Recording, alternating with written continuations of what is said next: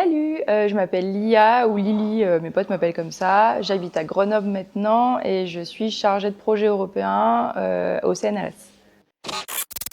La toute première fois que j'ai fait une soirée tech en club avec des potes que je connaissais pas à l'époque, je me suis dit ça y est, j'adore.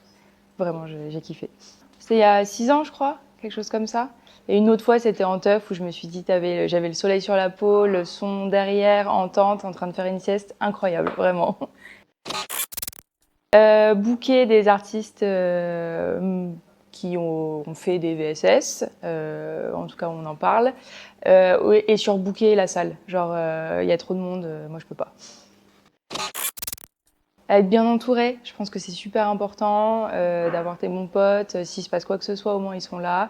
Et s'il se passe rien, bah, tu kiffes avec eux. Euh, Avoir des bonnes lunettes de soleil parce que des fois, tu as vraiment les lumières sur toi, c'est compliqué.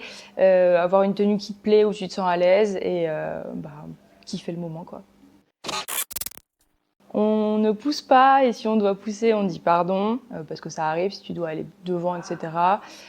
Sourire, je pense que c'est hyper important, même si tu es dans ta tête de temps en temps, bah, juste autour de toi, tu es agréable. Et une troisième, bah, on ne touche pas quand les personnes sont pas d'accord. C'est pas vraiment un club, mais c'est un endroit. C'est le double mixte à Lyon, qui va peut-être fermer d'ailleurs. J'espère que ça sera pas le cas. Mais à chaque fois que je fais un festival là-bas ou une soirée, une seule soirée, je kiffe. Vraiment, j'adore. T'es emporté. Moi, je suis avec la musique, je suis avec les gens et je suis anxieuse au quotidien, donc il y a toujours des petites voix, des petites choses, mais elles se calment et ça fait vraiment du bien, quoi. Et quand les gens à côté ils kiffent, ils te sourient, vraiment c'est un moment incroyable.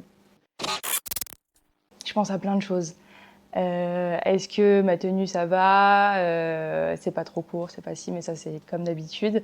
Est-ce que je fais chier personne? Vraiment, j'y fais vraiment attention.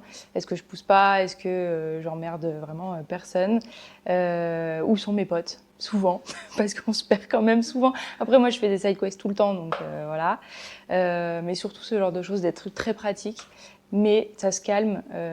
L'anxiété, par contre, par rapport à moi-même, ça se calme vraiment. J'ai pas de pensée obsessive et ça, c'est génial. Ça a pu être un échappatoire, mais je pense pas que ça soit une bonne chose. En tout cas, dans ma vie, ça n'a pas été une bonne chose que ça soit un échappatoire parce que j'échappe à des problèmes et c'est pas bien.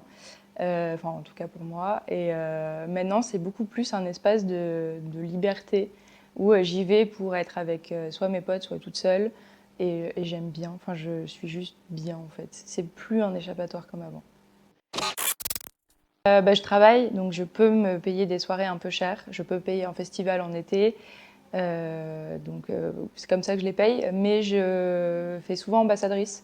Parce que comme j'allais beaucoup à Lyon en soirée, bah, du coup j'étais ambassadrice de certains endroits, même à la Dream Nation à Paris, je l'ai été. Et du coup j'ai jamais payé mes billets ici. Au Répercussante, des fois je gagne des places aussi, je fais des concours. C'est chiant pour tout le monde sur mes stories, mais on gagne, ça arrive. Pour les tarifs, par contre, je trouve que c'est de plus en plus cher. Après, il y a l'inflation, c'est normal. Les prix de l'huile, c'est énorme. Bah, forcément aussi, les cachets des artistes sont de plus en plus importants, je pense. Il y en a peut-être qui abusent, je sais pas. Mais après, il faut aussi payer tout le technique, les ingé son, ingé lumière, tous les gens d'à côté qu'on voit pas, parce que nous, on voit que l'artiste, mais il y a tout le reste en fait. Et je pense que c'est aussi pour ça que les prix augmentent, parce qu'il faut les payer. Et qu'avant, peut-être qu'on les payait moins. Il y a aussi tout ce qui est, s'il y a des shows sur scène, bah, il faut aussi les payer. Parce qu'il y a une époque où on ne payait pas les artistes. Et il faut le faire. Donc c'est difficile de pouvoir se payer des places maintenant. Mais c'est nécessaire de devoir aussi augmenter le prix. After, j'y vais pas trop, parce que moi, souvent, je vais me coucher. Ça dépend, de temps en temps, j'y vais. Et en soirée, moi, c'est la première fois que j'ai vu Hunger Fist, je crois. C'est un de mes artistes préférés et j'ai adoré. J'étais devant. À chaque fois, j'ai eu des problèmes pour le voir, mais il y a une fois où j'ai passé tout devant, c'était au Répercussante, je crois, l'année dernière. Mais génial. J'étais devant et des gens qui kiffaient, c'était super. Et je voyais mon artiste préféré en live pour la première fois en entier. Du coup, comme je disais, pas d'after pour moi, ou très rarement, quand je suis vraiment avec mes potes proches. Sinon, c'est petit thé, on se démaquille si on est maquillé, petite douche aussi, ça fait du bien. Et j'aime bien discuter avec un ou deux potes si, enfin, c'est pas vraiment un after, c'est juste on prend 30 minutes pour parler de notre vie. Souvent, on refait le monde à 6 heures du matin, mais rapidement et après on va se coucher. Je pense que c'est une super idée parce que sur comment dire, sur TikTok, je vois beaucoup de gens romantiser la drogue, l'alcool aussi. Et c'est pas une bonne chose parce qu'on ne parle pas des effets secondaires de tout ça. Moi, je suis pour la RDR, la réduction des risques. J'ai bossé un peu là-dedans et les gens prendront s'ils ont envie de prendre. Mais il faut bien le faire. Il faut éviter de. Enfin voilà, il y a des jeunes qui sont aussi sur les réseaux et il ne faut pas qu'ils fassent n'importe quoi non plus. Le cerveau, il n'est pas complètement développé. Il faut vraiment y faire attention. Moi, j'ai fait des soirées sans rien du tout, ni alcool ni drogue, parce que pour moi, on est au même niveau. Mais je fais aussi avec et je kiffe. J'essaye de faire attention parce que, comme je disais à un moment, ça a été un échappatoire. Et justement, l'échappatoire, c'était de trop prendre. Et j'ai une copine qui m'en a parlé, et heureusement qu'elle m'en a parlé, et d'autres gens aussi qui ont été très gentils. Ça m'a fait mal sur le coup, mais c'était une bonne chose. Et je pense qu'en fait, à l'avenir, je ferai beaucoup plus attention. Et c'est une bonne chose d'y aller sans rien, juste d'aimer pour le son et pas juste pour se détruire le cerveau. Je pense que c'est une bonne chose. J'ai vu qu'il y a un nouveau lieu qui a ouvert à Paris, Miyamao, un truc comme ça, sans photo, sans vidéo. C'est cool.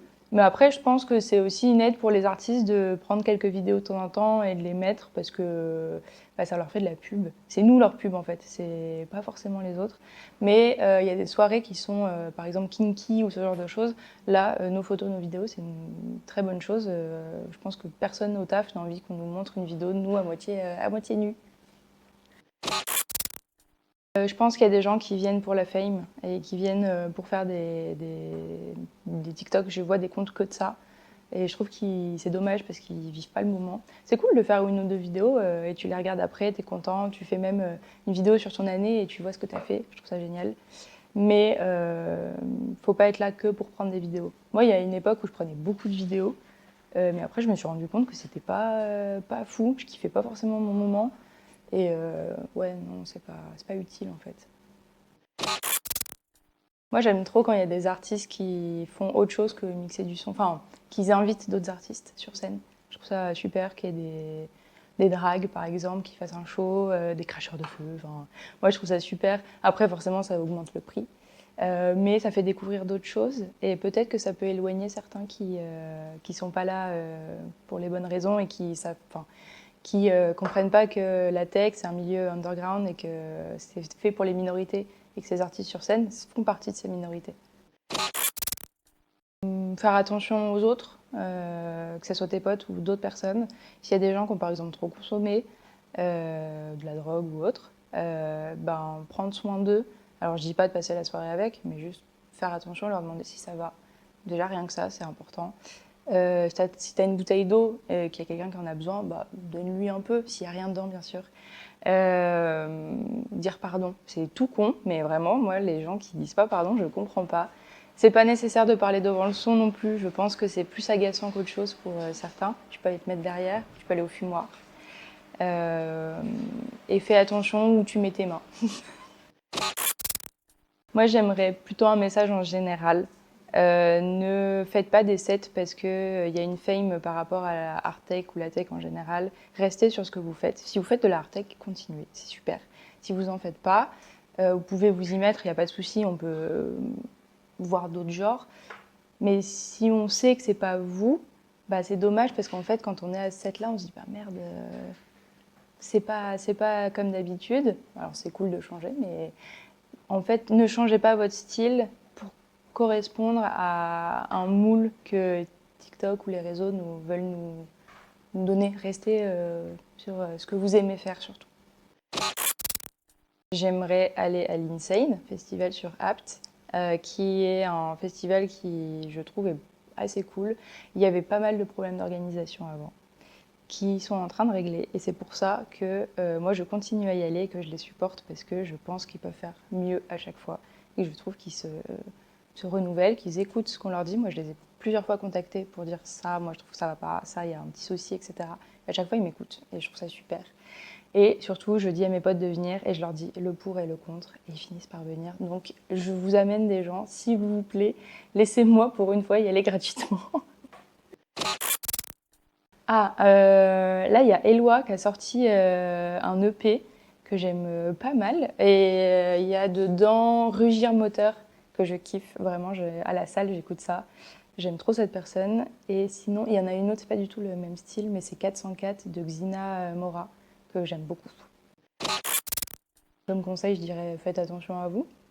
C'est pas parce qu'on dit que c'est safe que ça l'est forcément. Et safe, c'est un terme général, mais faut penser à vous en premier et faire attention aux autres. Et une question, moi je me demande comment les gens ont découvert en fait ce milieu-là et est-ce qu'ils le voient comme politique ou pas. Hunger Fist, s'il te plaît, continue à faire ce que tu fais, j'aime trop, et Ista aussi.